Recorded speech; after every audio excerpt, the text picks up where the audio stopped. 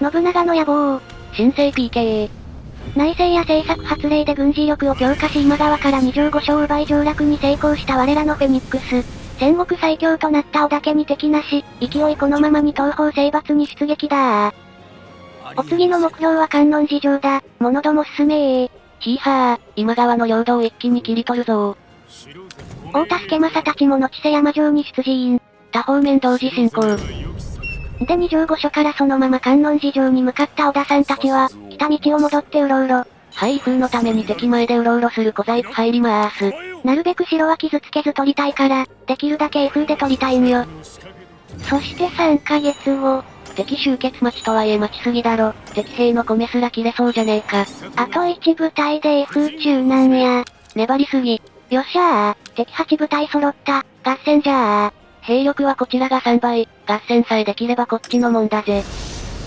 敵はまた里見さんに、不死身の馬場美濃と呼ばれた馬場信春。あとはそこそこ強いレベルで天子なり久に八須賀五六とか。まあこっちは最強で固めてるから、里見と馬場以外はなんとでもなるぜ。右翼は鍋ちゃん伊達さん鬼島津で、一本道を封鎖していい感じに強撃。はい、ロベ勝長速攻爆さん。この調子でこの奥にいる馬場の処理もよろしく。そして左翼側では三好さんが高台の要所に陣取り、矢でフルボッコ。中央は剣女藩と佐竹義重がやり合ってんな。織田信康が撤退。あいつも織田と読むのかわしと違って弱いな。今日からあいつは弱い方の織田と呼ぼう。史実だとお前が弱い方だけどな。なんじゃと。はい、弱い方の織田爆さん。それ見たことか。矢の雨を抜けてきた敵勢を織田さんが抑えてるから、柿崎さん救援よろ。うまくやればこっちも攻撃できるかな。鍋ちゃん鬼島津、馬場を攻撃だ。分かれ道に一瞬下がり再度攻め立てよう。島津義久の鉄砲戦車が綺麗に入った。が戻るタイミングをミスり攻撃にならず変な形に。安定のやらかしー。伊達さんヘルプ入って、ああ。馬場を攻撃しながら鍋ちゃんも攻撃される残念夫人。やっちまったー。でも根性なかった八須賀五六が速攻撤退したのでさほど被害なし。ギリセーフ。で織田さんたちは無事攻撃成功。剣女藩も中央で攻撃できてるな。さあ最後にもう一押し、みんなー、付近に力を入れろー。ダブル倍性 X、力こぶ。うおー、元気100倍、今川を殲滅じゃー。織田家の士気も上げ上げで、鬼島津の攻撃が140、鍋ちゃん136で伊達さんに至っては157。疲れた馬場2人分のパワーで草。この猛攻にさすがの不死身の馬場美濃も撤退。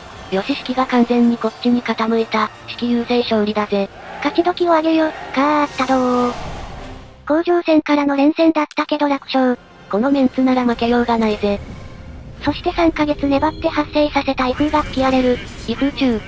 おおこれはいくつか城行ったかな。うちの伊達さんの強さにお父さん伊達さんもびっくり。伊達政宗のお父さんのお父さん。それもう普通におじいちゃんでいいだろ。鳥間城3つゲット。粘った甲斐があったな。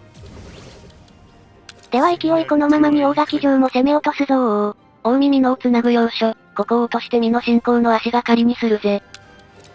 部隊を分け、チーム兵糧不足は伊賀上の城を攻め立てよ。威風粘って兵糧減っちゃったが近場ならなんとかなるかな。進軍前に集結させるため武部山城に待機させてた、大田助政たちも後瀬山城に進軍開始。威風でゲットした沢山城は補給拠点に設定。西から東に攻めるときは沢山大垣はほぼ必ず通るから、ここで補給できると便利なんだよな。補給拠点は商用地で補給量が決まるので、城下施設建て直しをなしゃーす。ぶっ壊して商人町に建て直しだ。四国から新宮城にも進行開始。後で忘れて兵糧切れにしちゃうやつだ。ここほんと攻めにくい。大垣城進軍中に接敵、威風にならない3部隊だったので、サクッと処理。完全殲滅。そして敵のいなくなった大垣城は強行で速攻攻略。今川の新たな本拠稲葉山城も目前だぜ。そんな中鬼島津が鬼真壁を連れてきた。史実では佐竹と真壁の連名で謙信公に織田さんの配信をばらして、謙信公と戦う大ピンチを起こした織田さんの因縁の相手。真壁よ、この意味不明な世界だ。共に力を合わせ関東に帰還しようぞ。鬼真壁、ゲットだぜ。真壁殿から申し出があり、他者への教練の代わりに望みがあるとか。大武力90の真壁の教練はありがたい。同時切安綱をいただきたい。東京国立博物館に行け。天下5県は率先して集めてるから今は織田さん所有だよ。272名の武力が3も上がるのか、最高の待遇でお迎えしよう。太っ腹の宇治春、交渉値が振り切れとる。下手な政策より強いし真壁さんには感謝だよ。だな。そしてこのまま稲葉山城も落とそうと思ったけど、一気に拡張しすぎで危ういと判断し一旦撤退。領地の拡張が早すぎて人事が適当になってるから、再編もしときたいぜ。伊賀上の攻めはノップが応援できたけど、問答無用でフルボッコ。大垣城を取り返そうとしてた今川勢も帰ったみたいだし、順調順調。伊賀上の城城主荒木村重が当家に降伏したいそうです。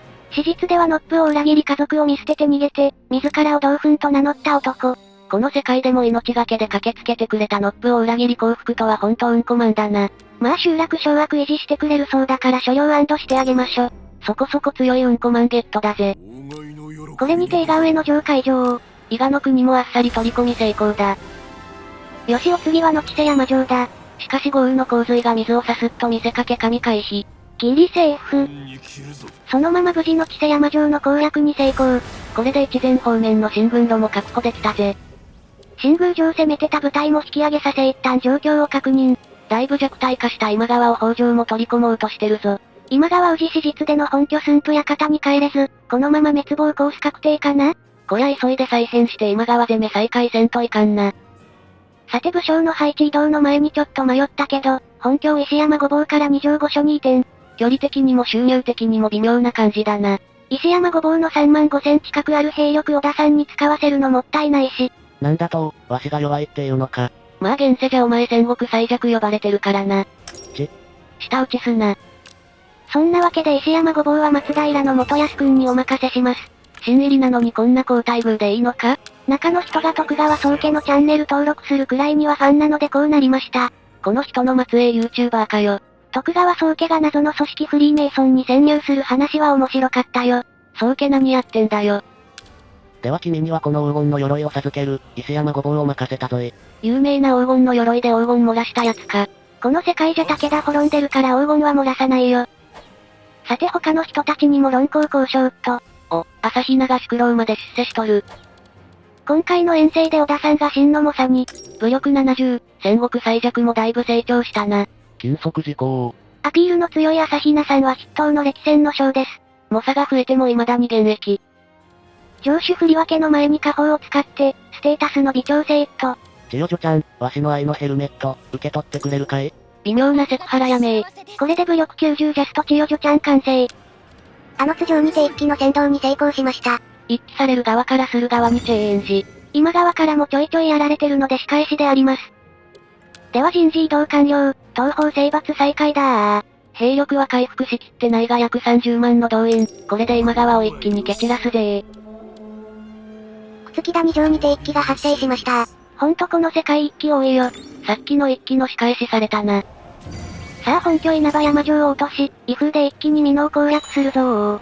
今川は北条とやり合ってる。本拠ダッシュは今がチャンス。って思ってたんだけどさすがに本城は守る気満々。わらわら今川勢が集まってきた。てなわけで周辺をうろうろして城攻め前に大きな合戦にして蹴散らすどう。微調整の結果、山本勘介率いる敵15部隊と相対、合戦じゃー。部隊数は負けてるが兵力は3倍、ボッコボッコにしてやるぜー。あれ？部隊数いつもより多くない？これアップデで追加された大規模な合戦ってやつじゃね？これは楽しみ。それでは城攻めの予定が敵いっぱい来ちゃったからとりあえずで始まった、天下分け目の戦い、開戦。我らの精鋭はご覧の通りのガチ夫人。これと戦う今川勢はどんな感じだ？大将の勘助に先の戦いにも出てきた馬場、名前から強い鬼には下月祭。しょぼい国衆を挟んで里見さん、また国衆を挟んで相馬15代当主相馬森種。さらにも売り高本内藤正豊に長尾正景に混じる国衆の織田信康。それを見守るがごとくには長秀、さらに後ろには島津忠政八須賀小六。最後に赤尾に赤井直政。これだけいると武将紹介だけでも時間かかるぜ。各自正面の要所に突き進めー。要所を抑えるのだー。こちらの方が兵数質問へ、負ける要素はねー。ぶちかませー。最初は佐竹が中央のコブポイントを争う感じに。十字になってて互いに攻撃し合う変な地形だ。左翼では柿崎さんの騎馬突撃。長年我らを苦しめたこの突撃、しかし味方になるとなんと心強いことか。八須賀小六、一撃爆散。右翼では敵大将山本勘助を狙う、剣女半島に島津のダブル鉄砲隊。ヒーハー、鉄砲レベル9、勘助の兵力が半分以上いったぜ。人知れず毛利高元撤退。どうやら古武拠点を落とす時にしれっと撃破した模様。